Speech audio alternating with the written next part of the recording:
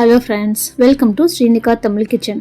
இன்றைக்கி நம்ம சேனலில் நல்ல ஹோட்டலில் கிடைக்கிற மாதிரியான ஒரு மட்டன் சுக்கா கிரேவி ரெசிபி தான் பார்க்க போகிறோம். ரொம்ப கம்மி பொருட்களை வச்சு ரொம்ப டேஸ்ட்டாக எல்லா பிரேக்ஃபாஸ்ட்டு கூடயும் மேட்ச் ஆகிற மாதிரியான ஒரு மட்டன் சுக்கா ரெசிபி எப்படி செய்கிறதுன்னு பார்க்கலாம். மட்டன் சுக்கா பண்ணுறதுக்கு நான் இன்றைக்கி ஒரு 300 கிராம் அளவுக்கு போன்லெஸ் மட்டன் பீசஸை குட்டி குட்டி பீஸாக கட் பண்ணி எடுத்திருக்கேன். கடைகளில் மட்டன் சுக்காக்குன்னு சொன்னீங்க அப்படின்னா இந்த மாதிரி குட்டி குட்டி பீசஸாக கட் பண்ணி போட்டு தருவாங்க. அதே மாதிரி மட்டன் சுக்காக்குன்னு சொல்கிறப்ப நல்லா போன்லெஸ் பீசஸாக உங்களுக்கு போடுவாங்க. மட்டன் சுக்காக்கு எப்பவுமே போன் பீஸ் சேர்க்கக்கூடாது, போன்லெஸ் பீசஸ் தான் இதுக்கு ஃபுல் அண்ட் ஃபுல் சேர்க்கணும். இப்போ இந்த க்ளீன் பண்ணி வச்சுருக்க மட்டன் பீசஸில் ஒரு 1/4 டீஸ்பூன் அளவுக்கு மஞ்சத்தூள் சேர்த்துக்கோங்க, 1/2 டீஸ்பூன் அளவுக்கு தனி மிளகாத்தூள் சேர்த்துக்கோங்க. நம்ம சுக்கா பண்ணுறப்பையும் இன்னும் கொஞ்சம் மிளகாத்தூள் சேர்ப்போம், அதனால் இதில் கம்மியாக சேர்த்துக்கிட்டாலே போதும். அடுத்தது அதில் 1/4 டீஸ்பூன் அளவுக்கு உப்பு சேர்த்துக்குவாங்க. அடுத்து இதில் ஒரு 1.5 டீஸ்பூன் அளவுக்கு இஞ்சி பூண்டு பேஸ்ட் சேர்த்துக்கோங்க. மட்டனோட ஸ்மெல் கொஞ்சம் ஸ்ட்ராங்காக இருக்கும், அதனால் இஞ்சி பூண்டு பேஸ்ட் கொஞ்சம் அதிகமாக சேர்த்துக்கிறப்ப தான் அதோட ஸ்மெல் நமக்கு ரொம்ப திகட்டுற மாதிரி இருக்காது. இப்போ இதில் கறி மூழ்கிற அளவுக்கு மட்டும் தண்ணி சேர்த்துக்கோங்க. ரொம்ப அதிகமாக தண்ணி சேர்த்துட்டா விசில் விடுறப்ப தண்ணி எல்லாமே பொங்கி வெளியில் ஊற்றிடும். அதனால் கொஞ்சமாக கறி மூழ்கிற அளவுக்கு ஒரு டம்ளர் அளவுக்கு மட்டும் தண்ணி சேர்த்துக்கிட்டா போதும்.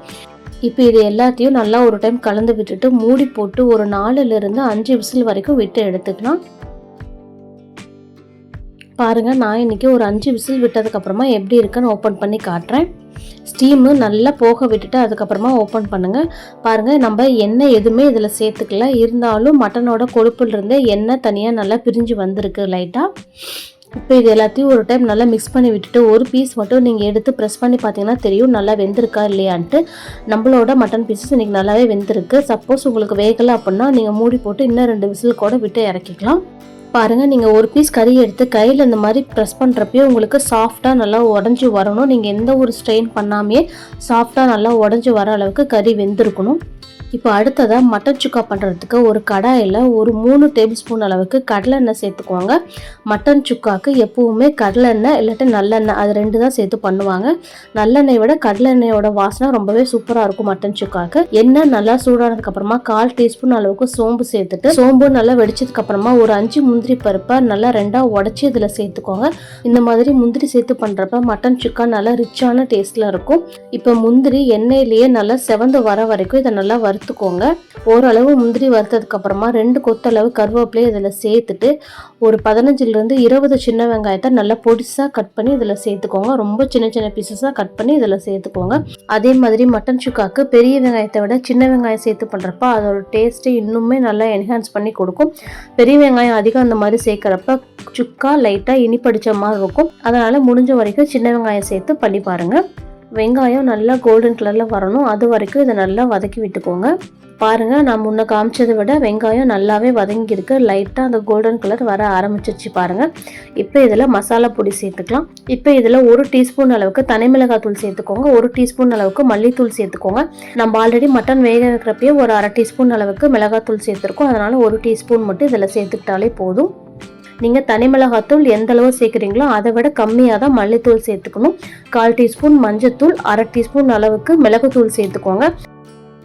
இப்போ இந்த மசாலா எல்லாத்தையுமே எண்ணெயிலேயே ஒரு டைம் நல்லா பிரட்டி விட்டுருங்க. அடுப்பை நல்லா லோ ஃப்ளேமில் வச்சுக்கோங்க, இல்லாட்டி மசாலா டக்குன்னு கருகிடும். இப்போ இதில் நம்ம வேக வச்சு எடுத்து வச்சுருக்கோங்களா மட்டன் பீசஸ், அதை இதில் சேர்த்துட்டு இந்த மசாலாவோட நல்லா மிக்ஸ் ஆகிற அளவுக்கு ஒரு 2 நிமிஷம் நல்லா பிரட்டி விடுங்க. நல்லா இந்த மாதிரி ஒரு 2 நிமிஷம் பிரட்டி விட்டதுக்கப்புறமா நம்ம மட்டன் வேக வச்ச தண்ணியையும் இதில் சேர்த்துக்கலாம். இந்த தண்ணியை கண்டிப்பாக சேர்த்துக்கணும், அப்போ தான் நல்லா உங்களுக்கு கிரேவி கன்சிஸ்டன்சியில் வரும். இப்போ இதிலே தேவையான அளவு கொஞ்சமாக உப்பு சேர்த்துக்கோங்க. ஆல்ரெடி நம்ம மட்டன் வேக வைக்கிறப்பயே கொஞ்சமாக உப்பு சேர்த்துருக்கோம், அதனால உப்பு பார்த்து கவனமாக கிரேவிக்கு தேவையான அளவு மட்டும் சேர்த்துக்கோங்க. இப்போ இது எல்லாத்தையும் நல்லா ஒரு டைம் மிக்ஸ் பண்ணி விட்டுட்டு உப்பு செக் பண்ணிக்கோங்க. உப்பு லைட்டாக கரிக்கிற மாதிரி இருக்கணும், அப்போ தான் உங்களுக்கு கிரேவி நல்லா சுண்டி வரப்போ நல்ல உப்பு தூக்கலாம் சூப்பராக இருக்கும் சுக்கா சாப்பிட்றதுக்கு. இப்போ இதை மூடி போட்டு கிரேவி நல்லா எண்ணெய் பிரிஞ்சு வர வரைக்கும் ஒரு 10 நிமிஷம் அடுப்பை மீடியம் ஃப்ளேமில் வச்சு நல்லா இதை கொதிக்க விடுங்க. அப்போ தான் நம்ம சேர்த்துருக்க மிளகாத்தூளோட பச்சை வாசனை எல்லாமே போகும். இப்போ பாருங்கள், 10 நிமிஷத்துக்கு அப்புறமா கிரேவி நல்லாவே சுண்டி வந்திருக்கு. எண்ணெயெல்லாம் நல்லா மேலே பிரிஞ்சு வர ஆரம்பிச்சிருக்கு பாருங்கள். உங்களுக்கு இன்னுமே ட்ரையாக வேணும் அப்படின்னா நீங்கள் இன்னுமே கூட நல்லா சுண்ட வச்சுக்கலாம்.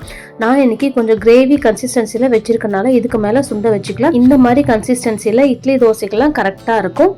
அவ்வளோதாங்க, நம்மளோட இந்த மட்டன் சுக்கா ரொம்பவே சூப்பராக ரெடி ஆயிடுச்சு. கடைசியாக இறக்கிறதுக்கு முன்னாடி ஒரு கை அளவுக்கு புதினா கொத்தமல்லியை ஈக்குவல் ரேஷியோவில் எடுத்து நல்லா பொடிசாக கட் பண்ணி இதில் சேர்த்துக்கோங்க. கண்டிப்பாக இதில் புதினாவும் சேர்த்துக்கணும், அப்போ தான் அந்த மட்டன் சுக்காவோட ரியல் டேஸ்ட் வரும். புதினா ஸ்கிப் பண்ணாமல் இதில் கண்டிப்பாக சேர்த்துக்கோங்க. கடைசியாக இதில் அதே மாதிரி ஒரு 1/4 டீஸ்பூன் அளவுக்கு கரம் மசாலா சேர்த்துக்கோங்க. நம்ம சேனல்லே கரம் மசாலா ரெசிபி எப்படி செய்கிறதுன்னு போட்டிருக்கோம். இது வேறு ஒன்றும் இல்லைங்க, பட்டை, கிராம்பு, ஏலக்காய் 3மே ஈக்குவல் ரேஷியோவில் எடுத்து நல்லா வறுத்து பொடி பண்ணுறது தான் இந்த கரம் மசாலா. இப்போ இது எல்லாத்தையும் சேர்த்துட்டு நல்லா ஒரு டைம் மிக்ஸ் பண்ணி விட்டுருங்க. இதுக்கு மேலே இது கொதிக்க தேவையில்லை. நம்மளோட இந்த மட்டன் சுக்கா சாப்பிட்றதுக்கு அப்படி ஒரு டேஸ்ட்டில் இருக்கும். இட்லி, தோசை, சப்பாத்தி, முட்டை தோசை, பரோட்டா, பூரி எல்லாத்துக்கூடையுமே ரொம்பவே சூப்பராக இருக்கும்.